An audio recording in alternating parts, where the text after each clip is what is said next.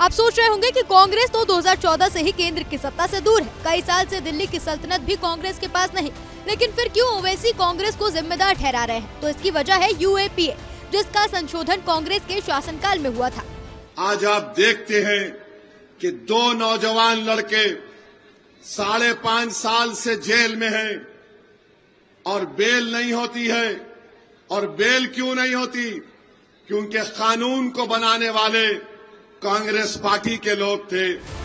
गौरतलब है कि सोमवार को सुप्रीम कोर्ट ने उमर खालिद और शर्जील इमाम की बेल अर्जी खारिज कर दी थी। हालांकि 5 अन्य आरोपियों को कोर्ट ने जमानत भी दे दी। ओवैसी इस वक्त महाराष्ट्र नगर निकाय चुनाव के प्रचार में जुटे हैं।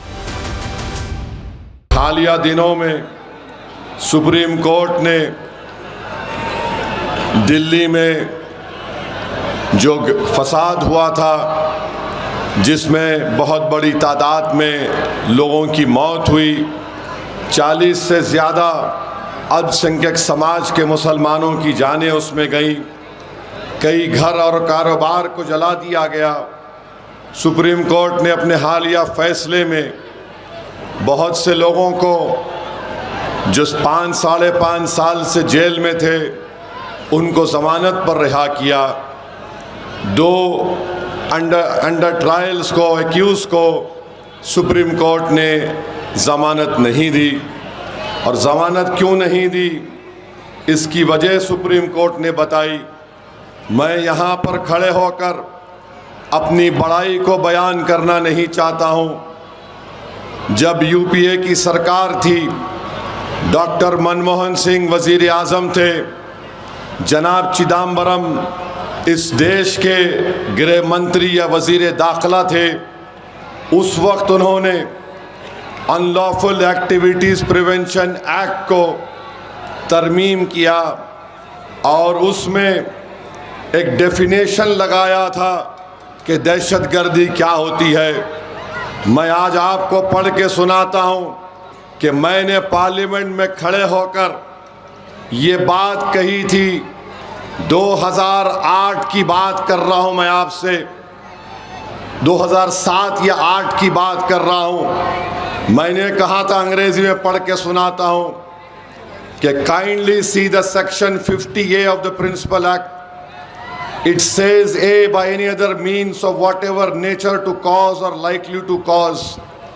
This is a subjective thing, and tomorrow if an investigating officer can even arrest Arundhati Rai for what she is writing, this by any other means of whatever nature is subjective things, who defines it? और इसी बुनियाद पर section 50A का जो principal act Chidambaram ने कराए थे, उस वक्त कांग्रेस पार्टी थी रूलिंग पार्टी में। मैंने पूछा था कि by any other means of what ever nature का मतलब क्या है? तो सुप्रीम कोर्ट ने इसी बुनियाद पर बाय एनी अदर मीन्स को इस्तेमाल करके, जिसको कांग्रेस पार्टी ने कानून बनाया था, जिसको असदुद्दीन ओवैसी ने पहले कहा था कि इसका गलत इस्तेमाल होगा, आज आप देखते हैं कि 2 नौजवान लड़के 5.5 साल से जेल में हैं और बेल नहीं होती है। और बेल क्यों नहीं होती? क्योंकि कानून को बनाने वाले कांग्रेस पार्टी के लोग थे। बताओ, जिनके बच्चे 5.5 साल से जेल में हैं, वो यूएपीए का कानून अगर किसी ने खराब तरीके से उसको बनाया तो उस वक्त गृह मंत्री चिदम्बरम थे, वजीर आजम कांग्रेस पार्टी के थे। क्या कोई कांग्रेस पार्टी का नेता आज़ादी के बाद से कभी 1 साल, 2 साल, 5.5 साल जेल में रहा? बताइए मेरे अजीज दोस्तों और बुजुर्गों, मैं चैलेंज कर रहा हूं, मेरी ये तकरीर भारत के लोकसभा में मौजूद है। मैंने ये भी कहा था, इस अपनी भाषण में मैंने कहा था कि अगर क्लास 43D आप पढ़ेंगे तो 180 दिन का डिटेंशन की बात मैंने कही थी। मैं अंग्रेजी में पढ़ के सुना रहा हूं कि मैंने पार्लियामेंट लोकसभा में कहा था, with all the confidence I can say that in 100% of the cases where in minorities are arrested they will be in detention without charge sheet for 180 days. It is because that this is what is happening as of now. मैंने कहा the ground realities is that there's a huge difference between reality and hope. A man in uniform, यानी जो police वाला होता है, उसमें एक किस्म से नफरत होती है मुस्लिम अक़लियत के ताल्लुक से, ये फैक्ट है मैंने कहा। और मैंने कहा the fact is that he starts his investigation on the premise that the Muslims are terrorist. I can say with all the confidence that they will be detained for 180 days। मेरे अजीज दोस्तों और बुजुर्गों, इसकी बात मैंने बरसों पहले कही थी। आज जिन बच्चे जेल में सड़ रहे हैं, जो मोदी के खिलाफ अगर कोई तकरीर करता है या फेसबुक पर लिखता है, तो ये मोदी सरकार उस कानून को इस्तेमाल करती है जिसको डॉक्टर मनमोहन सिंह की सरकार ने इसको मंजूर करवाया था। केस डायरी के बारे में मैंने कहा था, बताओ कांग्रेसियों, क्या तुम आज अपनी गलती का इकरार करने को तैयार हो? फिर 2019 में इसी यूएपीए कानून को अमित शाह ने और खराब कर दिया और कहा कि कोई भी एनआईए का एक इंस्पेक्टर दिल्ली में बैठकर किसी को भी टेररिस्ट घोषित कर सकता है। पूरी पार्लियामेंट में मैं और इम्तियाज जलील दो लोग थे जो उस कानून के खिलाफ वोट दिए। स्पीकर लोकसभा उस वक्त जनाब ओम बिरला साहब थे।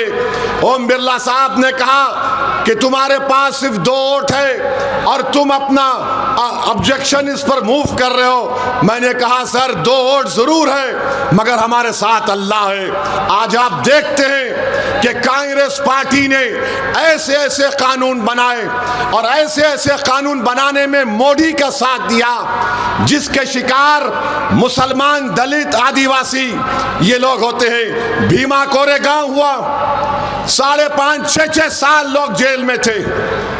स्टैन स्वामी एक 80 साल का बूढ़ा पानी नहीं पी सकता था। उसने हुकूमत से कहा, महाराष्ट्र की बीजेपी गवर्नमेंट से, मैं गिलास में पानी नहीं पी सकता, मुझे पानी पीने के लिए स्ट्रॉ दो। वो स्टैन स्वामी जेल में मर गया। बताओ कांग्रेस पार्टी, क्या तुमने ये किया नहीं किया? मैं उस कानून की उस वक्त चिदम्बरम जब मूव कर रहे थे उसके खिलाफ वोट दिया। अमित शाह कानून लेकर आए, उसके खिलाफ वोट दिया। आज कांग्रेस पार्टी आकर हमसे कहती है कि मजलिस फिरका परस्त है। अरे तुमने जो बर्बादी की अगर दास्तान तुम्हारी बोलना शुरू करूंगा ना तो तुम मेरी जबान का मुकाबला नहीं कर सकोगे।